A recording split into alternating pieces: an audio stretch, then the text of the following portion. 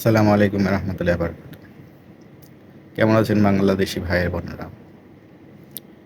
আশা করব আল্লাহর রহমতে ভালোই আছেন। কিন্তু আমি যতটুকু জানি বাংলাদেশের অবস্থা এই মুহূর্তে খুব বেশি ভালো নয়। দেখতে পাচ্ছি, সবাই দেখতে পাচ্ছেন আমার মতো যারা বিবেকবান, বিবেক বুদ্ধি দিয়ে চিন্তা ভাবনা করেন, বাংলাদেশকে নিয়ে ভাবেন, বাংলাদেশকে মাতৃভূমি মানেন, বাংলাদেশের স্বাধীনতার জন্য আপনি গর্ববোধ করেন, একজন স্বাধীন দেশের নাগরিক হিসেবে আপনি গর্ববোধ করেন, বাংলা ভাষা অর্জনের জন্য আপনি নিজেকে গর্ববোধ করেন। অবশ্যই ভাবব তারা সবাই আজ বাংলাদেশে ভালো নেই।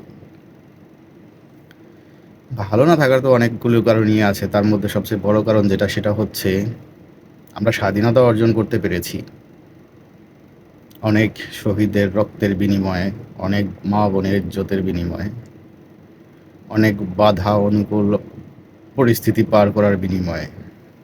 1952 সালে ভাষা আন্দোলনের মধ্য দিয়ে শুরু হয়েছিল যে আন্দোলন, সেই আন্দোলন শেষ হয়েছিল 1971 সালে ভাষা আন্দোলনের, এই 1971 স্বাধীনতা অর্জনের পরে। দীর্ঘ এই এতগুলো বছরের ভিতরে কত অত্যাচারই না সহ্য করতে হয়েছে আমার পূর্ব প্রজন্মের। তো তাদের অত্যাচারগুলোর বিনিময়ে আজ আমরা যে বাংলাদেশ, বাংলা ভাষা, বাংলা একটা ভূখণ্ড, বাংলাদেশের একটা মানচিত্র, বাংলাদেশের একটা পতাকা পেয়েছি। আজ আবার 2024 সালে এসে মনে হয় সেই পতাকার উপর থেকে তাদের রক্তচক্ষু, নীল নকশা, মেটিকুলাস, এই প্রভাব থেকে এখনো বাংলাদেশ মুক্ত হতে পারেনি। আসলে এই মেটিকুলাস ডিজাইন বলেন, রক্তচক্ষু বলেন, এগুলো সবই সম্ভব হচ্ছে আমাদের বাংলাদেশের কতিপয় কিছু শক্তি আছে যারা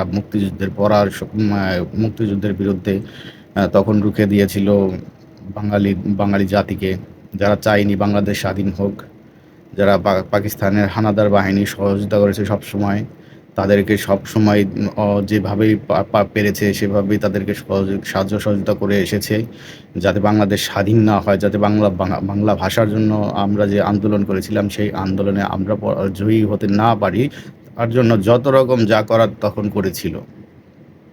কিন্তু পরম করুণাময় উপর আল্লাহ, সে তো একজন আছে, তার কারণেই বাংলাদেশ আজ স্বাধীন হয়েছে। এটা আমাদের মানতে হবে। আর সেই সময় যারা পরাজিত হয়েছিল, সেই সময় যারা তাদের উদ্দেশ্য হাসিল করতে পারেনি, তারাই আজ 24 সালে এতগুলো বছর পরে তাদের স্বপ্ন বুনেছে আবার তিলে তিলে করে বাংলাদেশকে আবার পূর্ব পাকিস্তানের একটা অংশ, বাংলাদেশকে আবার পাকিস্তানের একটা অংশ করে দিতে। পাকিস্তানের এজেন্ডা বাস্তবায়ন করার জন্যই তারা বাংলাদেশের নানান পদে, নানানভাবে, নানান কৌশলে কাজ করে যাচ্ছে এখনও। একটা সময় ভাবতাম শেখ হাসিনার রাজনীতি হয় ভুল আছে, তিনি যা করছেন সেটা ভালো করছেন না, অনেক আলেম ওলামায়েদের তারা ফাঁসিতে ঝুলিয়েছিলেন। কিন্তু এখন ভাবছি শেখ হাসিনা কোনো অপরাধ করেনি, তাদেরকে সঠিক বিচার করেছিল। আর এটাও মনে করছি তার বিচারের সময় স্বল্পতার কারণে এই বাংলাদেশে যারা অপরাধী শক্তি ছিল, রাজাকারের দল ছিল, তাদের সম্পূর্ণ শাস্তির ব্যবস্থা তিনি নিশ্চিত করতে পারেননি। তার আগেই তাকে মেটিকুলাস ডিজাইনের মধ্যে ফেলে, নানান চক্রান্ততে ফেলে বাংলাদেশ ত্যাগ করতে বাধ্য করা হয়েছে। আবার আশা করব আমি বঙ্গবন্ধু কন্যা শেখ মুজিবুর রহমানের যদি বঙ্গবন্ধু কন্যা শেখ মুজিবুর রহমানের সুযোগ্য কন্যা যদি শেখ হাসিনা হয়ে থাকে, তবে সে বাংলাদেশে ফিরে আসবে এবং বাংলাদেশে ফিরে এসে বাকি যে রাজাকারগুলো ছিল আর রাজাকারের যেই সমস্ত চেলাপোনা জন্ম নিয়েছিল বাংলাদেশে, যারা এখন বলে ব্যারিস্টার ফোয়াদের মতো কিছু লোক আছে যারা এখন বলে কিসের স্বাধীনতা, কিসের ডিসেম্বর, কিসের বাংলাদেশ, এদের মতো যারা আছে তাদেরকে শেখ হাসিনা এবার তিলে তিলে করে তুলে তুলে নিয়ে ফাঁসিতে ছড়াবে। এটা তো নিশ্চিত হয়ে গেছে। আর আমরা এতদিন দেখতে পারিনি বাংলাদেশের পরাশক্তি কারা, বাংলাদেশের সর্বনাশ কারা করতে চায়। শেখ হাসিনার পদচ্যুত হওয়ার পরে সেই সংখ্যাগুলো আমাদের ক্লিয়ার হয়ে গেছে। আমরা দেখতে পেরেছি তারা কারা, আমরা চিনতে পেরেছি তারা কারা। এখন আমাদের যেই সমস্ত চক্রান্ত চলছে বাংলাদেশে, এই চক্রান্ত মোকাবেলায় আমাদের সকলকে সোচ্চার হতে হবে। তাদের সেই উদ্দেশ্য যেন সফল না হতে পারে, বাংলাদেশের এক ফোঁটা বিন্দু মাটি যেন অন্য কোনো দেশের হাতে চলে নিয়ে যেতে পারে, বাংলাদেশের উপর অন্য কোনো দেশের জন্য হুকুম কায়েমাত নাও হতে পারে, সেদিক আমাদের খেয়াল রাখতে হবে, লক্ষ্য রাখতে হবে। বাংলাদেশের কৃষক শ্রমিক থেকে শুরু করে বাংলাদেশের আপামর জনগণ, যারা বড় বড় শিল্পমন্ত্রী ব্যারিস্টাররা আছেন, তাদের পর্যন্ত এই বিষয়ে সচেতন থাকতে হবে। বাংলাদেশের ভিতরে থাকুন, বাংলাদেশের বাইরে থাকুন, সেটা কোনো বড় বিষয় নয়। বড় বিষয় হচ্ছে আপনি বাংলাদেশকে ভালোবাসলে আপনাকে সতর্ক হতে হবে। আপনার এলাকায়, আপনার পাড়ায়, আপনার মহল্লায়, আপনার জেলায়, আপনার উপজেলায় কী হচ্ছে সেগুলো সব কিছু পর্যবেক্ষণ করতে হবে। কোনো রকম কোনো কিছু দেখলে পরে সেগুলো রুখে দেওয়ার জন্য বাংলাদেশের জনগণকে আবার উৎসাহিত করতে হবে। সেই ৭১ সালে শেখ মুজিবুর রহমান যেভাবে ভাষা আন্দোলনের সময় থেকে শুরু করে শেখ মুজিবুর রহমান যখন স্বাধীনতা যুদ্ধের ডাক দিয়েছিল, সেভাবে আবার ডাকতে হবে জনগণকে। জনগণকে বোঝাতে হবে তাদের উদ্দেশ্য কী। অবশ্যই আপনি সফল হবেন যদি আপনি বাংলাদেশের একজন সৎ চরিত্রবান আদর্শবান লোক হন। আপনার ডাকে লোক রাস্তায় আসবে। আজ ব্যারিস্টার ফুয়াদের যে বক্তব্য দেখতে পেরেছেন আমরা, দুদিন আগে ভাইরাল হয়েছিল, সেই বক্তব্যের পরিপ্রেক্ষিতে তার অবস্থা আজ কি হয়েছে বরিশালে, এটা আপনাদের সবার কাছে স্পষ্ট হয়ে গেছে।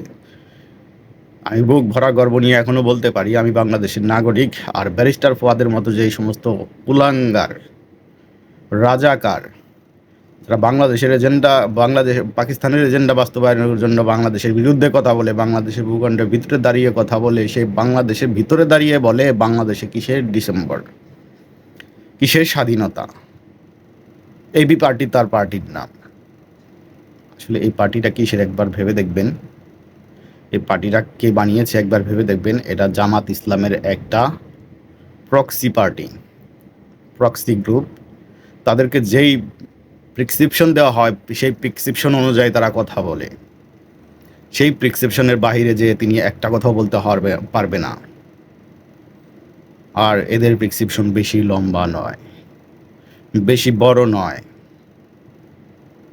আলহামদুলিল্লাহ, ফুয়াদকে দিয়ে শুরু হয়েছে বাংলাদেশের পরাশক্তিকে দমন করার একটা সুযোগ্য সময়, সুযোগ্য কৌশল, সুযোগ্য চিন্তা ভাবনা। এই চিন্তা ভাবনা থেকে আমাদেরকে এগিয়ে যেতে হবে। এদেরকে পরাজয় করতে হবে বীজ রাস্তার মধ্যে। মানুষ দেখবে বাংলাদেশে দাঁড়িয়ে স্বাধীনতার বিপক্ষে কথা বলার, ৭১-এর বিরুদ্ধে কথা বলা, শেখ মুজিবের বিরুদ্ধে কথা বলার পরিণাম কত ভয়াবহ হতে পারে। শেখ মুজিবর একটা অনুপ্রেরণার বিষয়, শেখ মুজিবর একটা আদর্শের বিষয়, শেখ মুজিবর একটা মোটিভেশনাল বিষয়। এখানে কোনো হস্তক্ষেপ চলবে না। আমরা দেখতে পেয়েছি সব হস্তক্ষেপ হয়েছে শেখ মুজিবের উপরে। কেন তার উপরে এত হস্তক্ষেপ হলো, কেন তার উপরে এত নির্যাতন হলো? সে তো আর জীবিত নেই। এখান থেকেই তো বোঝা যায় শেখ মুজিবরের সেই প্রতিশোধ, তারা যে প্রতিশোধ ৭১-এ নিতে পারেনি, সেই প্রতিশোধের নেশায় আজও তারা জ্বলছে।